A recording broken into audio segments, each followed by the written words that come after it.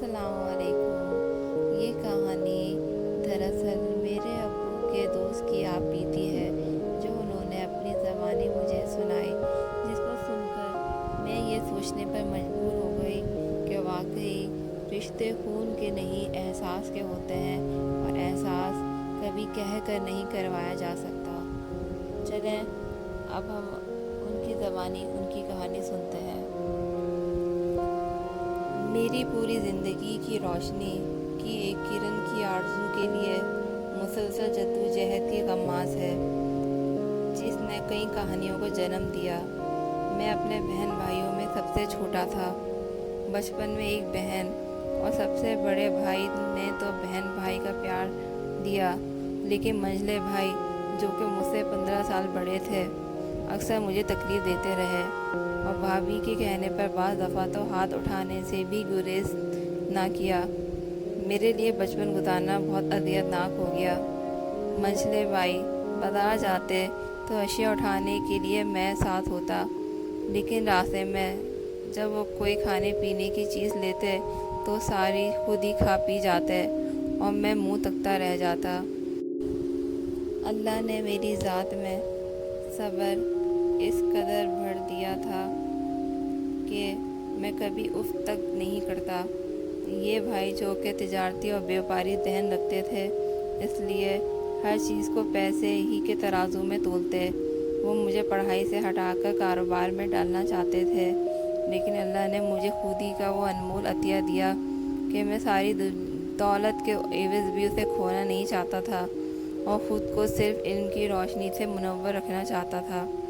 मेरी तमाम तगो-दो के बावजूद भाई ने बहनोई के साथ मिलकर, जो कि उनके ही हम ख्याल थे, मेरा आबो दाना बंद कर दिया।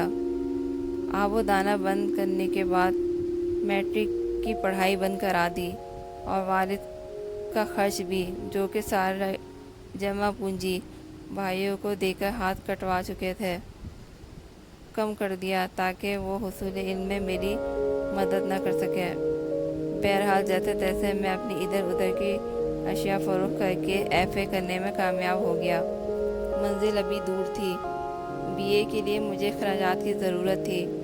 बहन इस मामले में आगे बढ़ी। बहनोई और भाई ने उसका नातका भी बंद कर दिया। फिर सबसे बड़े भाई ने बीए तक तालीम में कुछ मदद की, लेकिन मेरी शख्सियत फिर भी अधूरी थी। एमए की तालीम बाकी थी, लेकिन सारे रास्ते बंद हो चुके थे। भाई के खौफ से मई जून के महीने में कई दिन तक अपने कमरे को अंदर से बंद करके किताबों में गर्क रहता। मेरे कमरे की बिजली तक बंद कर दी गई थी। दिन में सिर्फ एक दफ़ा खाना खाता। आज भी मादी याद आता है तो आंसू मेरी आंखों से छलक पड़ते हैं। कभी कभी तो मौत की ख्वाहिश होने लगती थी, लेकिन खुदकुशी हराम थी, सो अल्लाह के भरोसे पर जीता रहा। एक दफ़ा लाहौर रेलवे स्टेशन के करीब चलते चलते मुझे एक बिल्डिंग पर शेर लिखा नज़र आया, जिस्मो जान की थकन उड़ के सो न जा, दूर है तेरी मंजिल मुसाफिर अभी। इसी तरह की बातों से हौसला बढ़ता रहा। बहरकैफ इसी तगो-दो में मेरे 2 साल ज़ाया हो गए, लेकिन मैंने हिम्मत न हारी और तालीम की लगन दिल में लिए ज़माने की ठोकरें खाता रहा। एक सुबह मैंने अपना बिस्तर बांधा और स्टेशन की तरफ चल दिया। मुझे खुद खबर नहीं थी कि मैं कहाँ जा रहा हूँ। पीछे मुड़कर देखा तो मेरी बहन चीख कर रो रही थी कि भाई, ये तो बताते जाओ कि कहाँ जा रहे हो। लेकिन मुझे तो अपनी मंजिल का खुद भी इल्म नहीं था। बहन को क्या बताता। मैंने अपना शिकस्ता दिल के साथ अपना शहर छोड़ा। बचपन और नौजवानी की रनाइयों को अलविदा कहते हुए बजरिया गाड़ी लाहौर पहुंचा कि शायद पंजाब यूनिवर्सिटी में ही एमए में दाखिला मिल जाए, लेकिन उम्मीद नाउमीदी में बदल गई। अलबत्ता एक बंदी की रहनुमाई से मुझे पेशावर यूनिवर्सिटी में दाखिला मिल गया। वहाँ के साथी ने मेरी पूरी मदद की और बिलाखिर मैंने एमए कर लिया। साथ ही ऑफिसर की पोस्ट के लिए इस्लामाबाद दरख्वास्त भी भेज दी।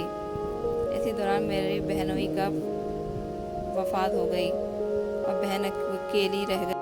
इन्हीं दिनों मैं गर्मियों की छुट्टियों में अपने एक प्रोफेसर के घर रह रहा था, सो बहन और उसके बच्चों को भी वहीं बुला लिया।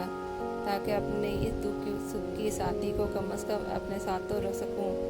بہن کے آنے کے بعد میرے پاس کچھ روپے ہی بچے تھے جن سے ہم زیادہ سے زیادہ 4 دن ہی کھانا کھا سکتے تھے، اور ایک روز وہ پیسے بھی ختم ہو گئے۔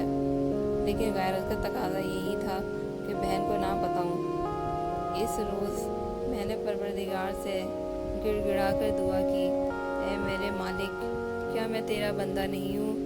کیا تو سب کا پروردگار نہیں ہے؟ تو خود فرماتا ہے کہ مہمانوں کی دلجوئی کرو اور ان کو میرے دیے ہوئے رزق سے کھانا کھلاؤ۔ بھیجے ہوئے مہمانوں کا کھانا کہاں سے کھلاؤں؟ دوپہر 12 بجے کا وقت ہوگا۔ باہر دروازے پر کس نے دستک دی؟ میں باہر نکلا تو ڈاکیے نے ایک سرکاری خط میرے حوالے کیا۔ میں نے خط کھولا تو اس میں وزارت خزانہ اسلام آباد کی طرف سے آفیسر کی نوکری کی نوید تھی۔ میں قدرت کا یہ کرشمہ دیکھ کر سجدہ ریز ہو گیا۔ خوشی سے آنکھوں سے آنسو ٹپک پڑے۔ میں اپنے مشن میں کامیاب ہو گیا تھا۔ پروردگار میرے ساتھ تھا۔ خط آنے میں اگر ایک لمحے کا بھی توقف ہوتا تو شاید میرے صبر کا پیمانہ لبریز ہو جاتا اور میں خدا سے نا امید ہو کر کسی دوسرے دروازے پر چلا جاتا۔ لیکن پروردگار کے بھیجے ہوئے رزق امید کی کرن میں ذرا دیر نہ ہوئی۔ اس نے مجھے بدگمانی سے بچا کر میری خودی کی لاج رکھ لی۔ زندگی تو ہر طور سے گزر جاتی ہے، لیکن انسانوں کے ظلم و ستم کی داستانیں کبھی نہیں مٹتی۔ آج لوگ میری ظاہری بود و باش دیکھ کر کہتے ہیں کہ میں کیسی بھرپور زندگی گزار رہا ہوں، تو میں ہنس دیتا ہوں کہ لوگ کیا جانیں میں نے تنہا جان پر کیا کیا آفات جھیلی ہیں۔ Thanks for watching my video.